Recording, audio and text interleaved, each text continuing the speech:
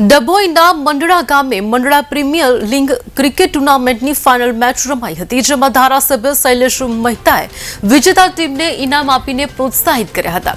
જે યુવા ખેલાડીઓ સાથે ધારાસભ્યએ ક્રિકેટ રમતનો આનંદ લીધો હતો।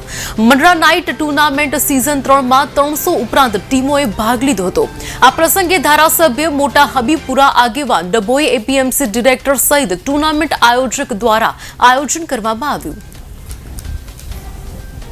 ડભોઈ તાલુકાના મંડાળા ગામે છેલ્લા 2 મહિનાથી ક્રિકેટ ટુર્નામેન્ટ ચાલતી હતી। લગભગ 300 જેટલી ટીમો એ આમાં ભાગ લીધો હતો।